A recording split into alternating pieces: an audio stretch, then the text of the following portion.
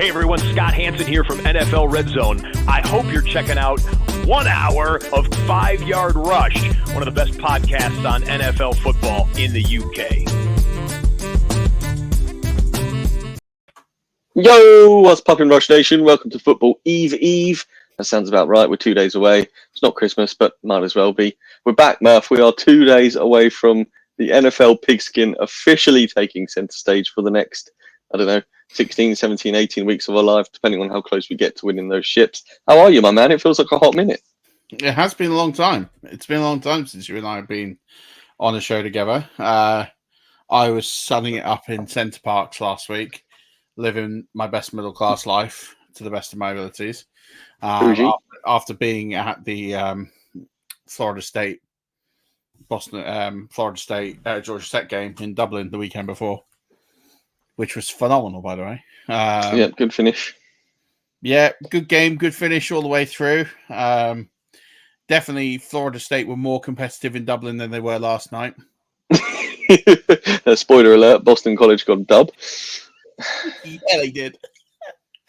Yeah. So my American parents, you probably saw a picture of me on social media posting a picture of my American parents who held a sign because we went to college game day and they really wanted to take a sign of Mike Norvell for president. I can safely say that opinion is not as popular as it was 2 weeks ago.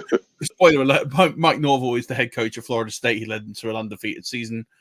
There's many that feel that Florida State should have been in the playoffs last year. They believe there's a conspiracy that College Game Day and Cove Street kept them from the college playoffs last year, which we all know didn't happen. And then they've now are 0-2 in week one, which is highly impressive to be after week one 0-2. Well, we should, but there is a week 0 in college football. You're getting hung up on technicalities here. That's not important. All I'm saying is after 1 week of the college season, they are 0-2. That is as bad a start as you can have. That's a true statement. I cannot argue with fact. And, they were the 10th ranked team in the country. I can guarantee you when the new rankings come out, they will not be number 10 because they are dead last. Yeah. And we're going to gloss over the fact that the Gators lost to Miami quite badly and just pretend that was not a thing, because Florida State are doing worse, and that's what we need to focus on, is that how bad Florida State are. I mean, the fact that the Gators gave up a touchdown to the oldest man in professional sport, or not professional sport, as in amateur sport, 9th season in college. Yeah, I mean, he will have. Do you remember the completed it, mate, from the In-Betweeners, where Jay basically says he finished? That guy will have completed university. There are doctors who have studied for less time than this man. Twice over. Yeah, that's what I'm saying. He is, president. That's the only next logical step for this fella once he gives up his cleats. King. I think you just move him to King. Listen, we're 2 days away from fantasy football starting, and we haven't mentioned a single FF comment or. I mean, at this point, it's if you are still drafting, which we are, although we are a round or 2 rounds from the end, the players are basically duds at this point. If a redraft starts tonight, let's hope you get it done tonight or tomorrow at the very latest. But we're at that point now where we're just setting lineups for week 1, right?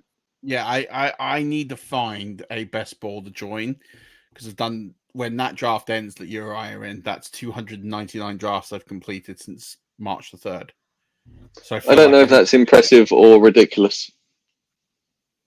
Listen, when you host an esteemed show like we do, you have to do the work. And I feel like I've had to do the work via 300 drafts this year. A lot of them best balls. I would hope so. There's a lot of managed leagues, but no. It's been a slog. No. I'm not going to miss drafting now. Yeah, you want one more. Well, I feel like I can't end on 299. I feel like you're chasing the dragon at this point. We already asked our first question. Trade Devontae and Jacobs for Garrett Wilson and Connor. Full PPR. I always think you've got to get the best player in the deal. Now, the question I'd caveat this person if they're watching live, and I hope they are because this comment just came in, is this a dynasty league or a redraft league? Because my answer will depend on that information. Yeah, agreed. Because if it's redraft, I'm taking Devontae Adams and Josh Jacobs. Yeah, 100%. Because we don't know what James Conner's going to be all year. We're pretty sure now Josh Jacobs is. Well, his recent ADP has shot up because of the rookie news and AJ Dillon going down and all that. Not that should really have affected anything, but so I would say in redraft I'd take Javonte and Josh Jacobs. If it's dynasty, I'll take Garrett Wilson. Yeah, agreed. James Conner. I think it doesn't matter what the format is there. We've answered both. We've answered both questions in one. Another one. Hey guys, yesterday was my draft. Can I tell you my team? There's a lot of players. If it's like 100 player team, then no. If it's like 16 to 20, then sure, ping it in and we'll show it up for everyone, and we'll come up with a better draft grade than one of the NFL.coms. Which, speaking of which, I did an NFL.com league on Sunday night, and I somehow got an A grade for my draft, where I was due to go 2-12. Yeah, I can see the backward logic. I did an NFL draft. I did one on Sunday night. Didn't get a notification. The draft commissioner started the draft early. I went in at round 4 when I went in at official draft time. And my first 3 picks were Breece Hall, Jahmyr Gibbs, and Pacheco. Ooh. So I started triple running back. I went hero running back hard. All thanks to the computer. Ended up with a pretty good team. And then when it said to check my draft grade, I couldn't click on it because it just kept going to the home screen. So well done, NFL.com. Yeah, it's got really bad this year. On desktop, I couldn't even draft on desktop because it kept coming up with plenty of error messages. We're still at the time where George Play 01 says, can I tell you my team? And hasn't come back yet. So maybe he's just typing it out. We'll get to it. But yes, we are here. We're at week 1. I mean, the logical thing I thought would be to look at projections, rankings. I submitted my first wave of rankings. I'm going to top them up again tomorrow night. So these rankings are probably about a week old. And I thought what I'd do is here we go. He's put his team on. So let's do that and then we'll move on. Redraft 12 team non-PPR had the 12th pick. He's just put in the chat. Kyler Murray, Barkley, Gibbs, Moore, Waddle, Kittle, and Javonte, Bench, Cousins, Brian Robinson, Trey Benson, Corum, Jalen Wright, Flowers, A.D. Mitchell, Brian Thomas. I like it. I like it. I don't love it. I think it's a fair assessment. You got a lot of running backs who you're kind of hoping on the injured, which isn't a bad philosophy to sort of trade on, but I think when you've got your wide receiver, like, I don't know if I'd have. I'm hoping you're going to put Flowers in the flex. Well, it's non-PPR, so maybe it's right with Javonte. I don't know. I'm assuming Barkley was the first round, and I think I would have potentially. I'm guessing Gibbs was the first. Gibbs, Barkley, back to back on the turn. So I'm guessing Gibbs, Barkley, Moore, Waddle, Kittle, either Murray or Flowers in the 6th. I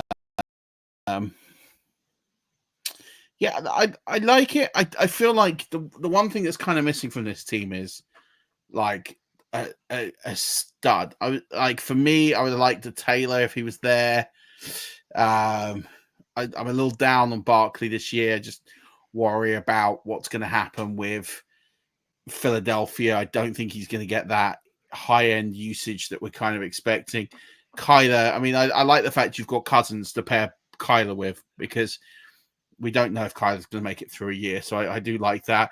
The wide receivers are fine. Like I'm quite high on DJ Moore. I think DJ Moore's a decent pick. Waddle will be fine. Kittle, I think, is an underrated tight end. I don't know where you got him, but that feels solid. You got Flowers and Brian Robinson as your backups, which feels good. I'm not really in on Corum. You're needing an injury on Corum and Benson and Wright to elevate you to life, but that's kind of what you do in a 12-team league. You stockpile these guys and hope that they work out. And then you've got the two rookies. AD Mitchell looks like he's going to start the season in slot, as I said on the show this morning, because it looks like Josh Downs is hurt. Brian Thomas could be quite decent. I think we're going to see what happens. I think, I kind of say it's a solid draft. There's a lot of solid players. I don't know where the upside is.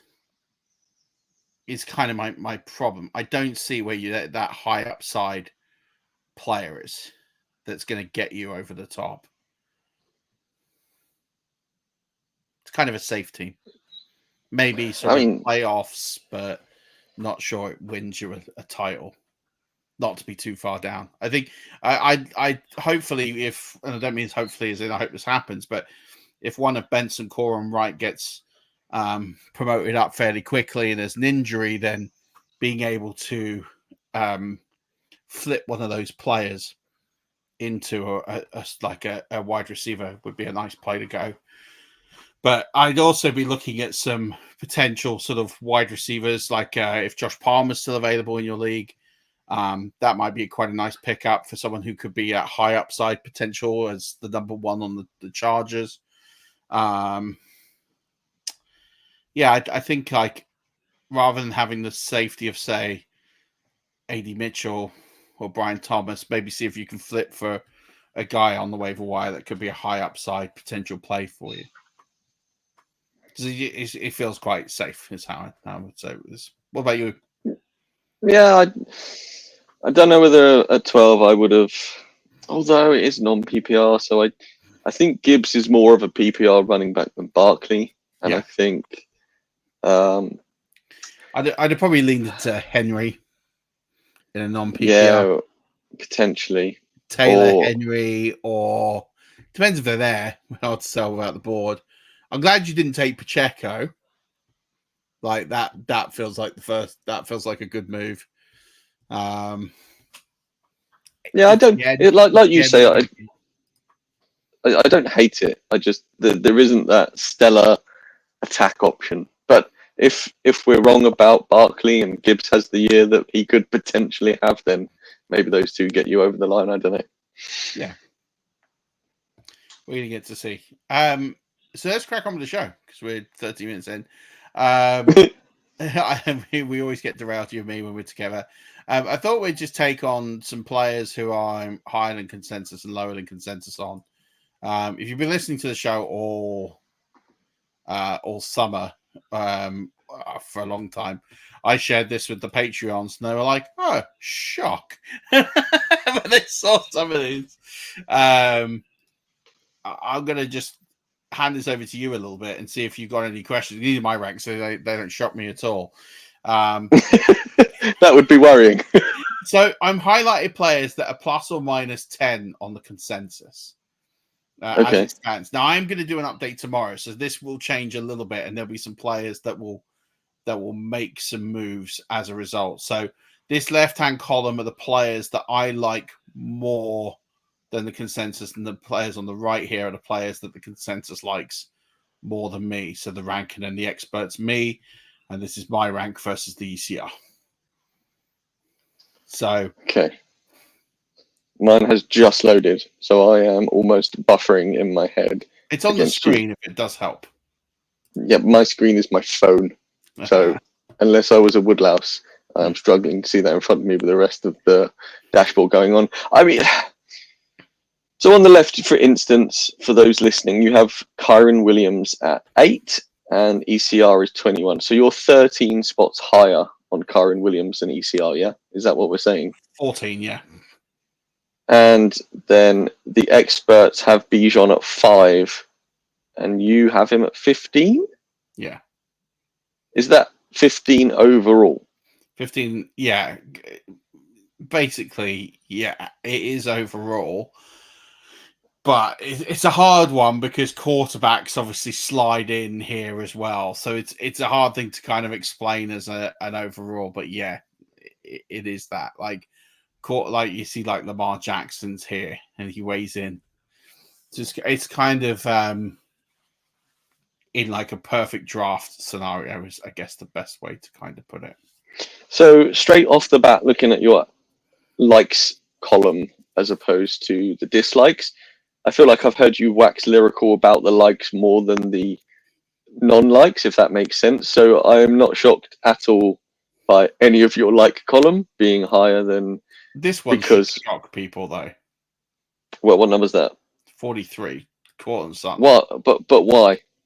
Because I've got him 54 places above the consensus.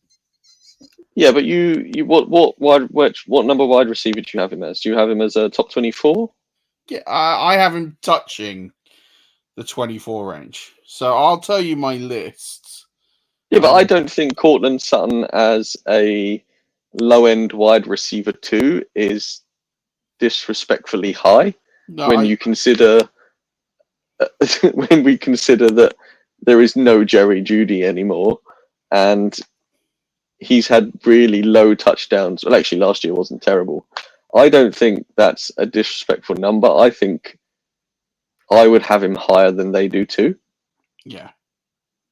And I think at that range, it's worth pointing out that like there's real nuance at half-point PPR. So there is a bit of nuance here in terms of a few points would jump him up quite a significant amount. So I have Cortland Sutton. I have him above Jalen Waddle and below Marvin Harrison Jr. So I have him.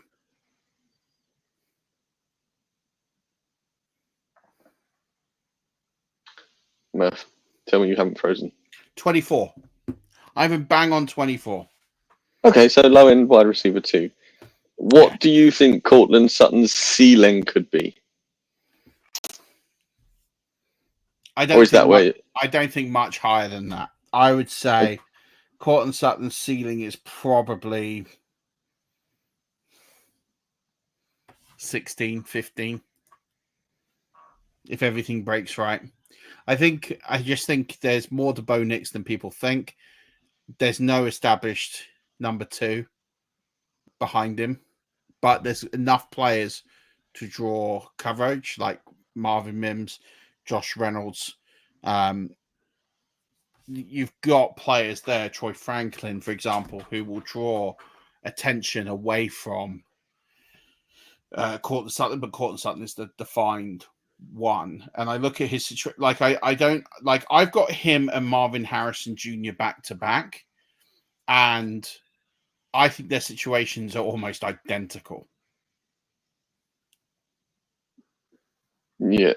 I look at their situations and think they're almost identical, which is why I have almost identical outcomes for them. So I don't understand the people that have Marvin Harrison in like the high second round, and then they have Cortland Sutton in the like 8th round. Like I don't get. That's not me saying I think Cortland Sutton is as good a player as Marvin Harrison is going to be, but I think they're probably pretty linear and close right now. Because I think you have to the experience is worth X amount. Yeah. Anyway, so I just think I don't know why it's 54 higher. Like that feels ridiculous, but I have him at 24, and I feel pretty good at keeping him at 24. So that's why washy, but there's a reason why. Yeah, that's fine. Saquon Barkley on your dislike column. I understand why you've done that. You've got him at 42, 29 places lower than consensus. Marvin Harrison Jr., we've just talked exactly about that. Garrett Wilson, you've got 25 spots lower than consensus. Pray tell, sir. I don't buy. I'm sorry, I do not buy that Garrett Wilson. And let's put context on this. I have Garrett Wilson at 20, 23, 22, 29. I have him at 18. Wide receiver 18 is what I have Garrett Wilson at. Okay. Right? So they have him as the 10th best player, wide receiver, running back. Which I don't get that. He's never finished that high. He's never looked like he's going to finish that high. Before someone comes at me and says, "Oh, we've had bad quarterbacks," I get it. Aaron Rodgers sat out a year. He's 41. Are we really believing that Aaron Rodgers is 30-year-old Aaron Rodgers? Because if you are, I'm a bit worried about that idea. So, Mike Williams on the other side, if he remains healthy, is going to be solid. There's weapons in that offense. I just don't understand. There's a hype around the Jets, like there is every year, and every year they perennially disappoint. So I tend to mark the Jets lower than everybody because I don't expect the Jets to do anything. And until the Jets prove me wrong in that area, I'll tend to be right a heck of a lot more than I'll be wrong. I just don't see this combination of Garrett Wilson and Aaron Rodgers yielding Garrett Wilson to finish as a wide receiver 1. I don't see it. That's fine. But these are the players I've got over him, right? And the only one I think that will shock people, like truly shock people, will be Chris Godwin, who I have at 15, wide receiver 15. So these are the players I have above him: Tyreek Hill, CeeDee Lamb, Jamar Chase, Amon-Ra St. Brown, AJ Brown, Michael Pittman, Justin Jefferson, Deebo Samuel, Devontae Adams, Nico Collins, DJ Moore, Puka Nacua, Chris Olave, Mike Evans, Chris Godwin, Cooper Kupp, Tank Dell. Do you think the Tampa Bay wide receivers are going to both finish top 12? No, I think I've got them both as high-end wide receiver 2s. Okay, that's fair. It's the same thing with the Falcons, isn't it? You know, what we've seen from the Falcons is much going to have changed there. You've got Bijan lower, you've got Drake London lower. I will move Drake London up my rankings. I have him probably a little low. So I have him at wide receiver 20. I'll probably be moving him up several spots. I think that is too low. But I see a pathway to him being a wide receiver 1. But also, I think there's a lot of unknown with that offense. So I don't necessarily think I'm going to drink on the Kool-Aid a lot more than everybody is. So I can see me moving him up a few spots. I'm not sure if I see him moving up past 16. That might be about as high as I'm willing to go. Your Blake Corum hate is like double the consensus. I love it. Where have I got? I haven't even seen. He's well down. You've got him 98 spots lower than consensus. Well, I just don't see him playing. I fully understand, and I am completely on board because he's basically Kyron Williams. But it's just that is a significant. Same with Rome Odunze, really. Yeah, it's same with Jalen Wright. Like, there's just certain players who I'm just much lower on than Jordan Mason. Like Jordan Mason, I'm 145 spots lower than the consensus, and I'm like, I've got him as 177th. So I've got him playing a little bit, but not loads. So if the consensus has him, sorry, I have him at 322. I'm not playing at all. They have him at 177. So they have him at 177, which, to put into context, puts him in the top. It basically makes him fantasy relevant. Like, so 177 is a low-end flex play every week. Or most weeks. I love your Russell Wilson. Go on. Do we really believe? Yeah, do we really believe that Jordan Mason's fantasy relevant every week? No, he's only fantasy relevant if CMC's injured. Which is where I have him ranked. Just throw it out there. Fair enough. Same with Odigestime. I don't think Odigestime plays at all. I think he plays a little. I'm not saying he's going to be relevant, but I think he gets on the field every week. Yeah, okay, fine. I don't think he's fantasy relevant at any point, but anyway, Fair. I don't think he barely plays. Yeah, Russell Wilson. I just because this is a season-long ranking. I just don't think he keeps the job. So I got him where I got him. No, Yeah, I'm too far down this list now. I mean, look, you go really deep, right, and you could go really stupid on. I mean, your shares on Dare or Gumbawale are extremely high. You got to go. That's too far. Come on, don't take the mic. He's not right at the bottom. I think he's like 100, 400 something. Where are we? Quinton Johnson, you're a little bit higher than Amir Abdullah. Is he even still a thing? Crikey. Yeah. Jamison Crowder, still rostered by the Washington Commanders, along with Pierre Garçon. Yeah, there you go. Yeah. These players are still somewhat things, yeah. But yeah.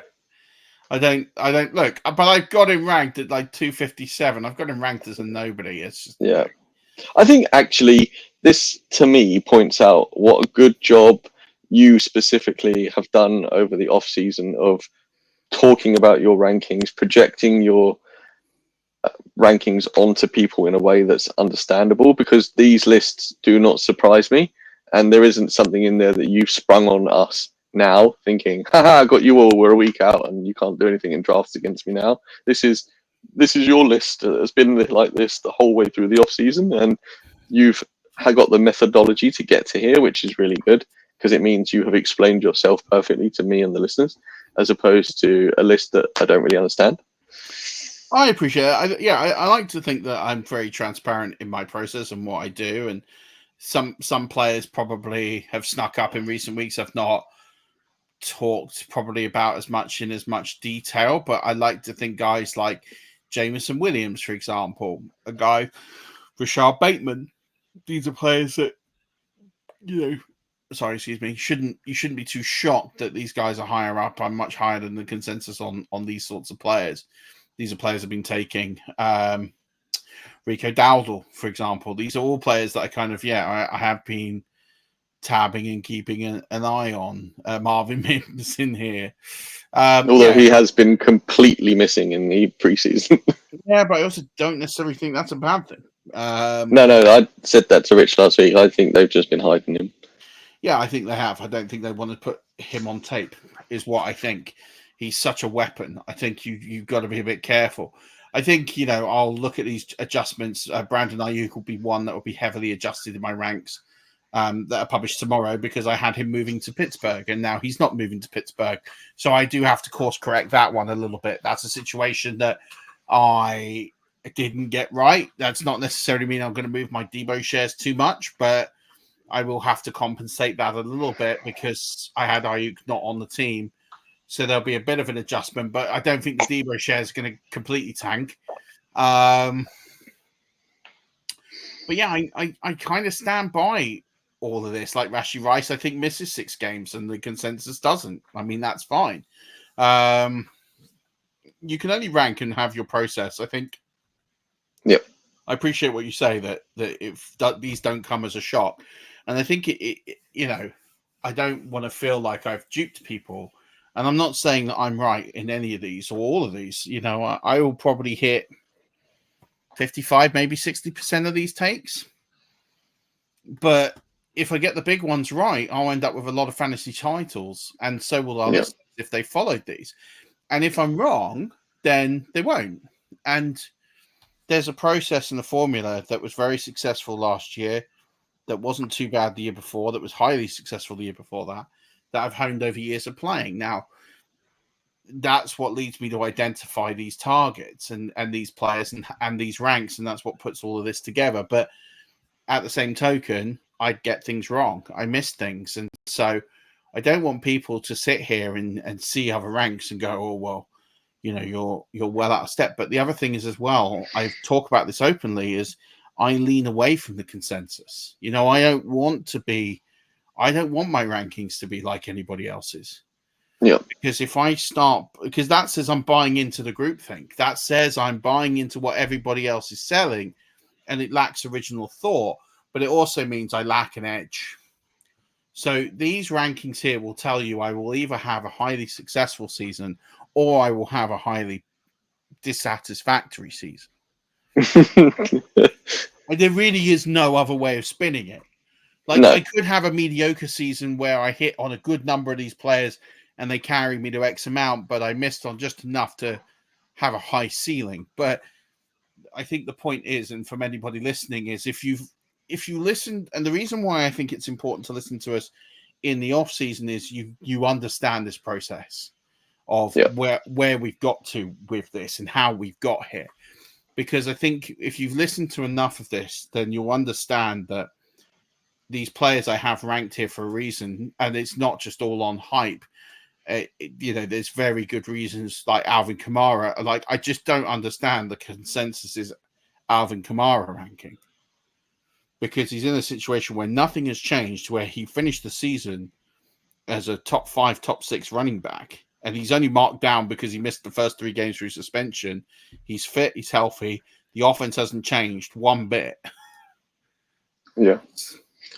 It's, for me, what I'm seeing here and what I take away from this is, if you are setting your lineups this week and you want to look at some rankings and you've been following Murf's rankings through the off season, you know that there is a thought process gone through that. You've heard all the logical reasoning. Murf has just told you that it's not necessarily boom or bust, but because you are slightly contrarian and you're not group tank thinking, then there is a good reason to turn on Murf's rankings whilst you're setting your teams if you're not entirely sure this week, and you can trust the process that has gone in behind it, as opposed to just randomly flicking on another set of rankings and using them when you don't necessarily know the process behind them or haven't been following that site off season. You just think, oh, I know, I'll use John Smith's rankings because they've come up on Google first or whatever, and then you'd be like, well, he's got this guy, so I'm going to go with it. But why has he got that guy? Whereas, Murf has got not Brandon Ayuk's a poor example because that's going to change, but Cortland Sutton, for instance, if you're looking for a low-end wide receiver 2 with mid wide receiver upside, but in the 9th round, you know that that's potentially an uptake that you can have from Murf's previous talk. Whereas it's the basis, fundamental basis that's behind it for me that is so clean. Does that make sense? Whereas 100%. And the reason I do that, right, is I don't want people to even take these as givens, right? I would love it if people heard my process and went, I don't agree with it. And like, that's great. If you take anything from this and you go, I see his point, I understand it, I think he's wrong, and here's why, and come up with your own original thought and rank someone differently, and that points you in the right direction, that is almost as valuable, in fact, more valuable than just following this blindly. Is very open in the process of how I evaluate these players and where I think they're going to get to, so that people can listen to it and go, I like that, that makes sense, I'm on board, or actually I'm the complete opposite. I look at that, I think it's nonsense, I think he's wrong, I respect his opinion and his process, but I don't agree with it, therefore I'm going to pivot the other way. And both of those are really good outcomes, because either way you've got an understanding of why you are where you are. The worst thing you can do in fantasy football is, just as you say, get blind rankings, put them in and follow them. So you've got to, like, for me, and like when people talk to me about this show, what is this show that we do and how we do it? Why is it different? What's the niche or the niche, wherever you are listening, and what that word means to you? I say it's a gateway. We teach people how to evaluate and become better fantasy football players through strategy and process. And you'll get to a point where you will gateway off this podcast. You might listen to it for the enjoyment and hear what we've got to say and tune in every once in a while. But the plan is that you will probably gateway off this to a JJ Zacharyson or a high analytics pod, because you've got a process that you like, a process that you've developed through listening to this pod, where we've given you the tools to develop your own process, whether that's your own rankings, your own projections, your own process of how to pick players, evaluate players, whatever it is, over listening to us for 3 or 4 years. And then you go, right, I've nailed that, I could do my own. I'll still check in with the guys, but you're ready for what I quote more advanced content. And that's a great reason to not listen to us every week, is you've got what you need out of this and you move on. It's a gateway, and then we get the next generation of people. We recycle, we build this community and keep going. And like, that's all I want people to get out of this show is the more we talk about players, we're not just picking a guy and trying to be hot takey, right? So I don't want people to see this and go, oh, well, you'll just be different to be different. We're not trying to be Roy Keane here. You know, we have a process and we follow that. We just had a couple of questions come in. Hey, y'all.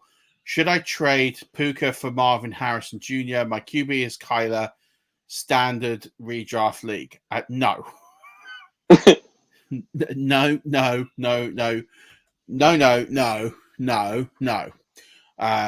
No. Keep Puka. You took him higher than Marvin Harrison Jr.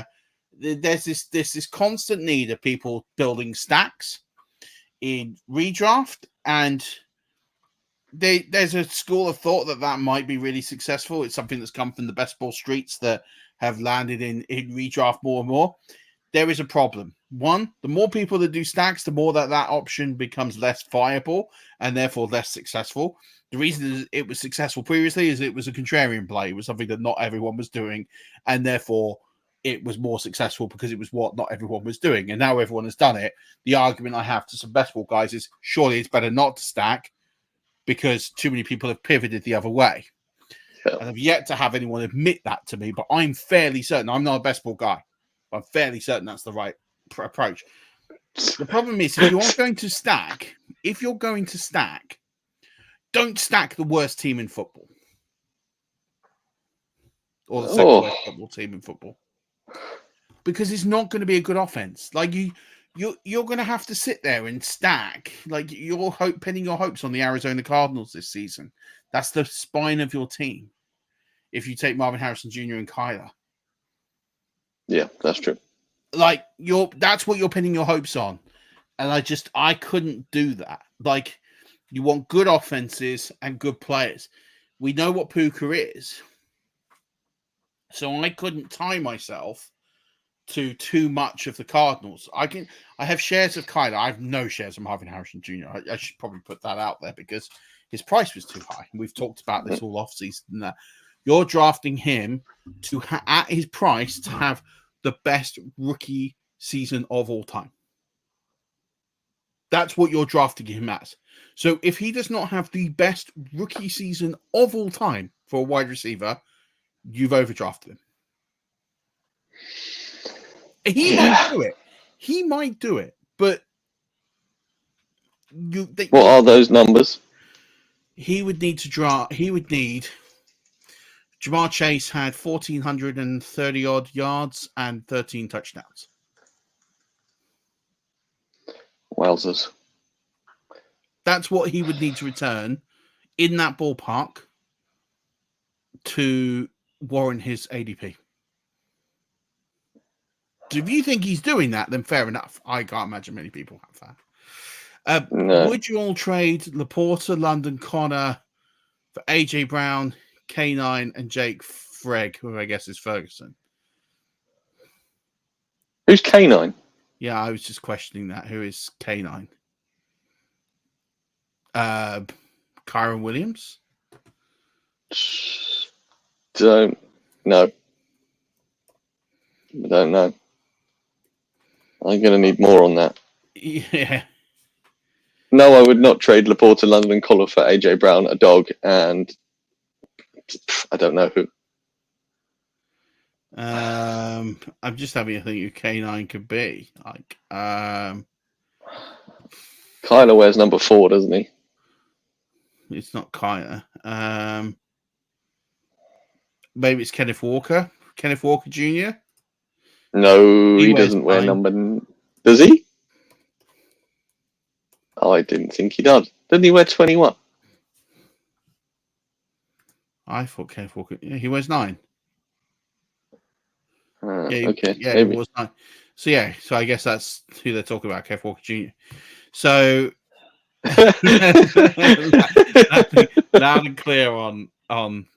Well, the question you got to ask yourself, Jeb, is other than that is Do you who put the number 1,410 touchdowns? Who do you think is more likely to get 1,400 yards and 10 touchdowns? Because that's what you need that player to be. I think it's Puka. But there we go. Would you trade Laporta, London, and Connor for AJ Brown, Kenneth Walker 9, and Jake Ferguson? I mean, it's a tough one. I always look at who the best player in the trade is. The best player in the trade is AJ Brown. I would say I would have AJ Brown over London easily. I don't even think that's a discussion you need to have. I think Kenneth Walker Jr. versus Connor. I think given Connor's injury record, you'd probably take Kenneth Walker Jr. over Connor. Mm-hmm. So effectively, I see that as 2 players up, 1 player down. Laporta to Jake Ferguson. I don't even think Jake Ferguson's a bad trade-off. Like he's not going to be Sam Laporta, but I think he could get to tight end 5, tight end 6. I don't think you're giving up a whole heap of points. I'd like to know the scoring, because if it was a tight end premium, that would be a slightly... It could be a different discussion. If it's just a standard PPR or even a standard league. If it's a standard league, I'd probably snap that trade. In a PPR league, I would probably snap that trade. If it's a tight end premium league, I'd probably need to see what the tight end premium was to make a discussion point on that. But I look at that. I think AJ Brown is the best player in the trade. I'd have Kenneth Walker Jr. over Connor. So yeah, I'd do that trade of Laporta, London, and Connor for AJ Brown. If it's Kenneth Walker Jr. Yeah. I mean, it could be an actual dog. And in which case, if you're getting a dog, you have to have you got a kennel and food, and is that a financial commitment you're willing to make in your fantasy football league? That's a question you have to ask yourself if it's a genuine dog. And have you got the house? Do you need a landlord's permission? All that sort of stuff. Yeah, check with your missus, all that sort of thing. There's a different podcast there. But yeah, I think that covers. I think for me, and we talked about this, top players come January. I think for me, they're the players on this screen, right? I think you look at Williams, Pittman. I think these are players will be up there. Obviously, the guys drafted high up are players I think Jonathan Taylor was a great shout to finish as a top 3 running back. But for me, if I look at those sort of hero picks that you can get in those sort of 4th, 5th, 6th rounds that can really cement your drafts, like we've been talking about all summer, Alvin Kamara, Chris Godwin, even Tank Dell, those are players I feel could really do it for you. Am I crazy for considering starting Jaden Daniels over Dak Prescott this week? Cowboys versus Browns is one of the week's lowest implied totals. I'm going to say yes, and the reason I'm going to say this is because Jaden Daniels has the Tampa Bay Buccaneers. And if you don't know anything about the Tampa Bay Buccaneers, they're very good against mobile quarterbacks, and they're very good against run games. So I totally get the logic on, well, the Cowboys have a great defense, and they do, and it is a low-scoring game. I get that 100%. But mobile quarterback, Jalen Hurts, you just have to go look at the playoff game with Jalen Hurts against that Tampa Bay defense back in January. And you just have to look at that and think, that's Jalen Hurts. He's one of the better QBs in this league. Jaden Daniels in his first start, that's probably about as bad an assignment as you could get as a mobile quarterback in your rookie premiere to go up against the Bucs. So, yeah, I think I get the logic, and sometimes we're all a little bit guilty of getting a bit too cute. I think this is one of those instances of getting a bit too cute. I would definitely play Dak. I would be benching Jaden Daniels this week against that Bucs D, because I think, you look at the nose tackles alone in Kalijah Kancey and Vita Vea, you're not getting a better run stopping ability like front two in the league. That just doesn't exist. So yeah, play Dak this week. I mean, I get it, but you'll be fine. Loud and clear. Yeah, I'd like to think we're quite decisive with our analysis. It's also really nice to see some new names in the chat. Like, for sure. That's definitely awesome. And keep the question mailbag. Yeah, I also mentioned tomorrow's start sit. So if you want some start sit questions answered, and we're not covering them all live, you can absolutely leave us comments on the last video or this video. So the last video was our waiver wire week 1 video that went out. So you can leave us comments there and we'll go through, and I'll do as many start sit questions tomorrow as I can. Also worried about the Browns pass rush against Dak. I think Daniels rushing gives him a safer floor. Yeah, I mean, I typically I can see the point and the logic on that, but Dak isn't that bad in evading rushes. He's experienced enough. He's got great weapons. He's got the great ability to get the ball out quickly. I just think Jaden Daniels in his rookie game against probably one of the best front twos you're going to get. I don't see that rushing floor. I could go through the last 10 times a rushing quarterback has played Tampa, and they have not put up significant numbers. So, in fact, you know what? I'll do last year with last year. Oh, Jacob, look what you've done. Jacob, we've managed 46 minutes, but somehow the Tampa Bay Pirates have leached in. Now we're just talking about them Bucks. Well, that's who they're playing. I know. Jacob must be new. No, I'm joking. So Bucks v Bears last season. So Bucks v Bears last season was one of the early games of the season, and Justin Fields, right, rushing quarterback extraordinaire, had 3 yards rushing. He did score a touchdown. He did score a rushing touchdown, but he had 3 yards rushing. So you've mentioned Justin Fields. This time last year, probably, I don't know, to the day before, we were talking about some sleepers who we thought would be relevant, and Cooper Kupp was injured. And I said Puka Nacua was going to be a good start to the season, and he turned out to have one of the most historic rookie seasons ever. I'm not saying I claimed that was going to happen. I just thought he was a good fill-in for Kupp. I think there's a good chance Russell Wilson is not many games into the Pittsburgh Steelers before Justin Fields takes over, because Russell Wilson cannot play football to a high standard anymore.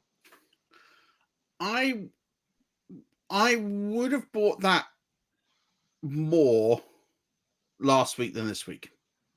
I mean, maybe I'm still sad from last year, and what I witnessed last year was horrendous. I don't think Justin Fields is a starting level quarterback in the NFL. But is Russell Wilson? Yeah. Okay. I don't think Russell Wilson was that bad last year. Now, I'm not saying he's great. I'm not going to sit here and say that he had a phenomenal season, but I don't think he was that bad. I think it's toxic because of the fallout and the fact he was benched. But he was benched because he wouldn't restructure his contract, not because he was playing bad. I agree. Like, I'm not saying he was brilliant.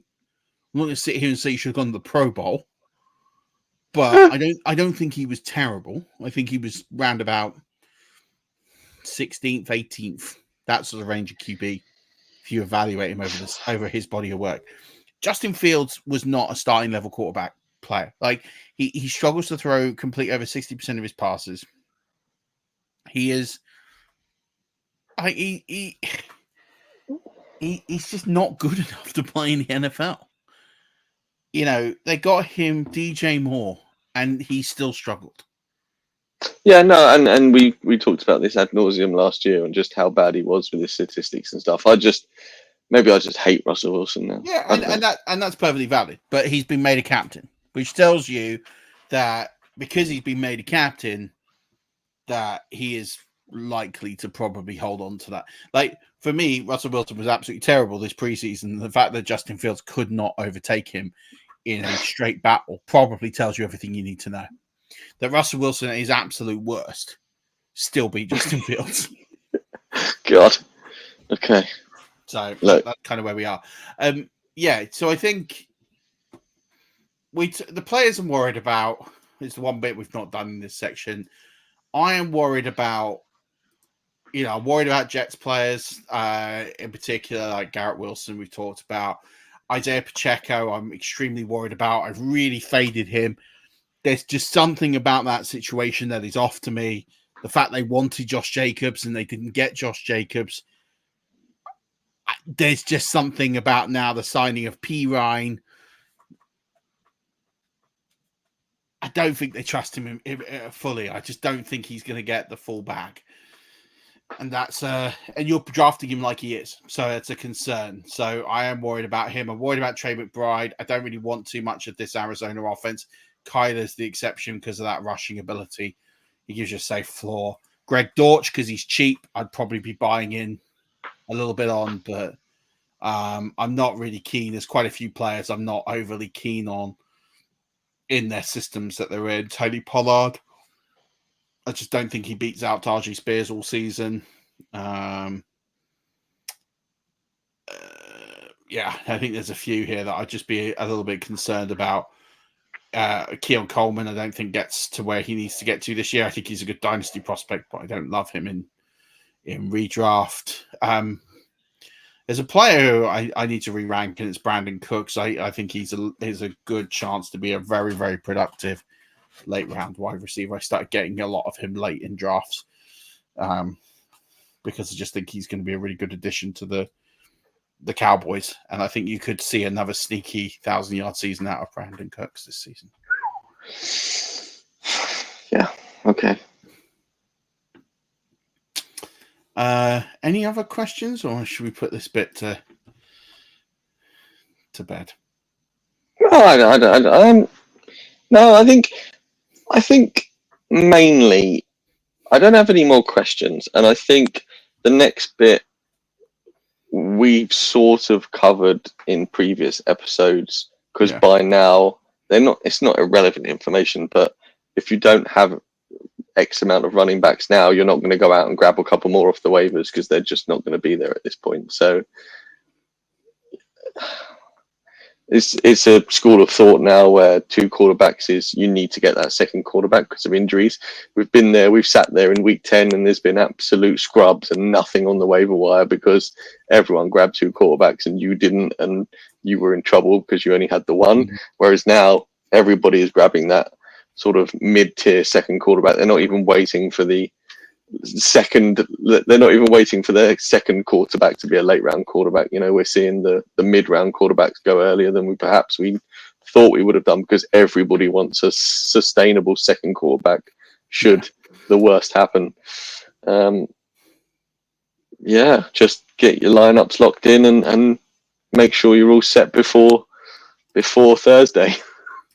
Yeah, I think for me, the only thing I would talk about here is the roster for the first 4 weeks of the season. So kind of highlighted this a bit earlier, but for me, it depends on how many bench spots you've got. It depends on how many bench spots you're looking to hold. But for me, I wouldn't have a backup tight end on my bench unless it's a premium. I just float with the 1 tight end, the 2 quarterbacks. I wouldn't have a backup kicker in D. I imagine most people on the show would know that. If you don't, then keep listening.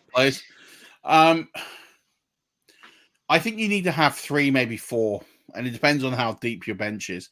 So for me, I would be looking at owning the likes of, and I'll go straight into this morning's show with Samaje Perine, Jordan Mason, the 2 players I'd be acquiring everywhere if you can tonight before the season.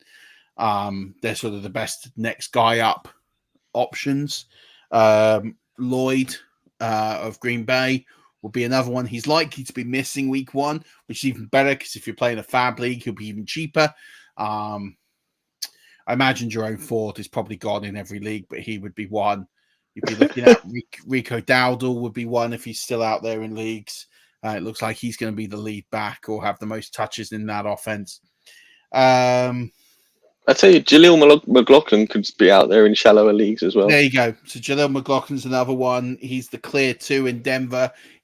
I like Jaleel McLaughlin's role that P. Ryan has gone now because he's going to have a low flex floor.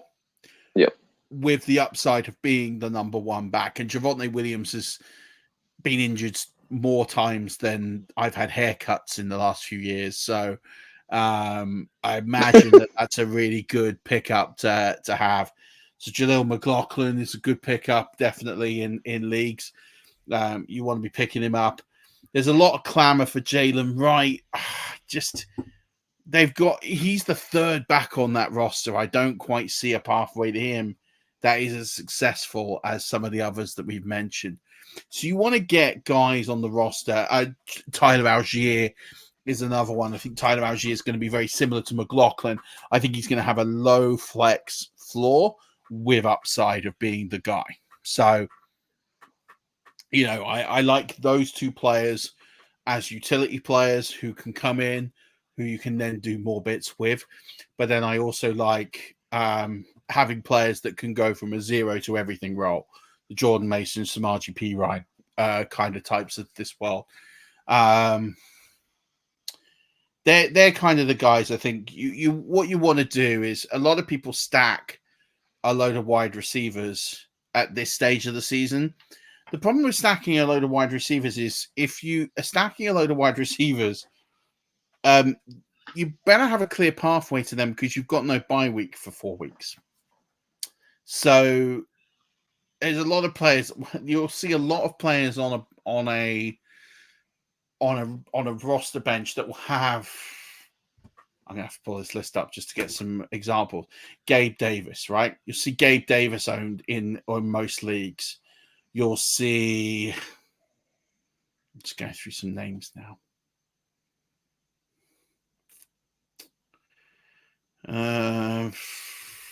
Right.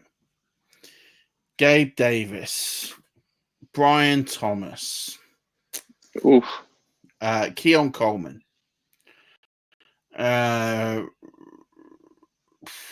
Curtis Samuel, Josh Downs, who's injured. I don't hate stashing Josh Downs though. Darnell Mooney. The problem with stashing these players is, can you make a case that they're going to be fantasy relevant players in the first month of the season? Josh Downs, not if he's maybe injured. He's hurt. Yeah. But any of those players unlisted, can you see a pathway to where you're going to use them in the first month of the season? Well, no, because you would have used the people you drafted first. Right. And so here's the problem. What people do is they'll draft 6 wide receivers in a 15-spot league. So you'll draft 6 wide receivers. You'll play 3, maybe 4.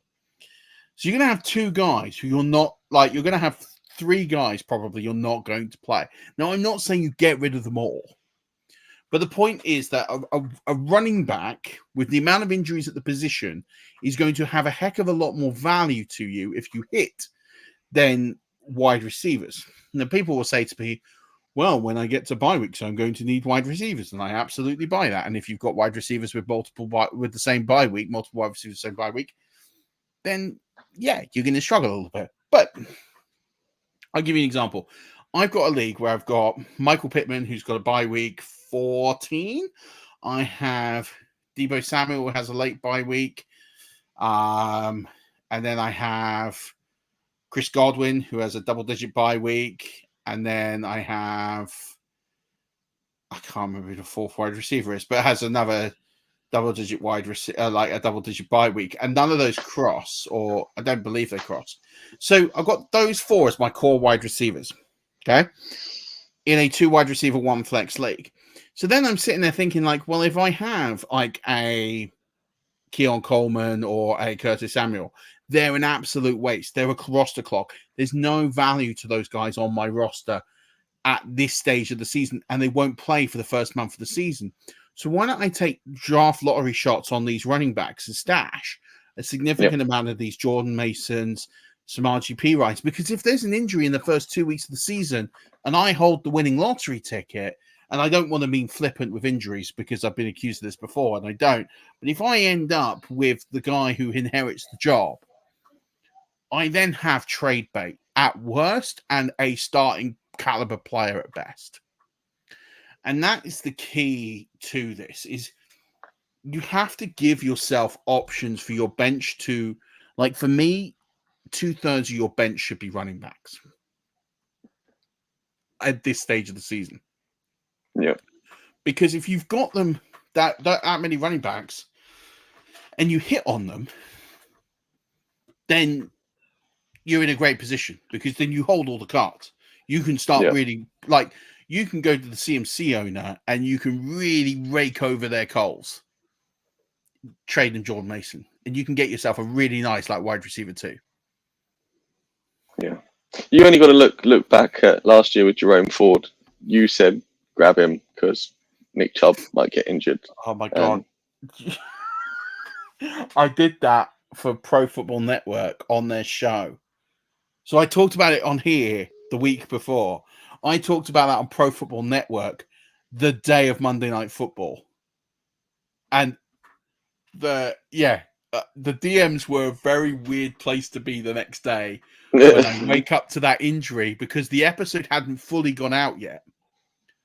So the episode had gone out, but it hadn't done all the promo for it. So they had to caveat in the chat. This was recorded before Monday Night Football because when they did the promo for it to go out on the Tuesday, obviously the injuries happened, and I'm talking about it like it's no big deal. When obviously it hadn't. When I recorded it, it hadn't happened, and yeah. But yeah, Jerome Ford's a great example. If you listen to this show, we were telling people pick up Jerome Ford. That injury happened. Jerome Ford wasn't a league winner for you, but he did very well for you. And I think that's the play you've got to make is, if you're still drafting, take someone like Juba Hubbard because you're going to get 4 weeks of production out of him. Then, I don't mind taking wide receivers, but they've got to have a pathway to success. I like the idea of Adonai Mitchell now because I think he could actually hold Josh Downs off because he's going to play where Josh Downs isn't. Yeah. And he's going to have an opportunity to succeed. Whereas if you told me that a month ago, I would have gone, well, no, it's Josh Downs' job. Adonai Mitchell's not a thing in redraft. So situations change. And wide receivers is Jalen Naylor's a great late round wide receiver to add because if something happens to Jordan Addison, Jalen Naylor's going to play a lot and he's going to be a steal. So I like having wide receivers, but I like having wide receivers where there's a pathway to success. I don't like roster clocks. I don't like guys who I will never play in any normal circumstance. Guys like Curtis Samuel, and I mean this with all the respect in the world, right, to these guys. But guys like JSN, these are guys that just Keon Coleman. I don't see a pathway to them being that successful that often. Like, I'd rather have Rashid Shaheed. As a nightmare as that is in redraft, I'd rather have him because at least we can pull out a top 6 wide receiver week. Yeah. Like shoot for the upside. Shoot for the upside. Don't just have a clog who's going to be, oh well, I've got a guy who's going to finish like wide receiver 35 this week. Like you'll find one of them on the waiver wire when you need them. Yeah, those 6 points aren't going to win you the week. No, those 6 to 9 points are just nothing. They don't matter. 10 points. Find the guy who's going to get you 14 points, 16 points, and have a pathway to be there consistently. They're the key ones. Yep. So I think that's the strategy I hold and the one I value. It's a tough one to get your head around, and it's a tough one to manage, and it requires a lot. But I would say this: if you are not in the top 3 in transactions in your league, you're probably not going to win your league unless you've absolutely killed your draft and then you get no injuries. Yeah. In which case, kudos to you. Yeah, well done. Yeah. It's all about those ads. All about those ads. Yeah, absolutely. Well, that's it, Murf. We are tucking ourselves in. The proverbial Father Christmas of fantasy football will turn up Thursday night, and then it will be all hands to the pump, full broadsides, getting ourselves ready for the fantasy run-in. I say that like the first 13 weeks are just going to vaporize and we'll be locked in for playoffs quicker than, but as we all know, it does happen very quickly. The fantasy football comes very slowly and then it goes very quickly. So we need to be ready. We do. It's going to be a lot of fun. I'm really looking forward to it. I'm looking forward to all the conversations that we're going to have. I look forward to seeing how this season develops. I look forward to lots of things, but more importantly, I look forward to recording a lot of great content and being by your side for all of it. It's going to be a great blast. Yes, sir. We are 2 days away from football season officially starting, Rush Nation. I'm excited. I've got one large draft left to finish. That should be done either tonight or tomorrow morning. Fingers crossed on a fair wind. But good luck with your roster selections for week 1. Murph's got shows to go out before the season starts. But as always, Rush Nation, don't forget, keep rushing.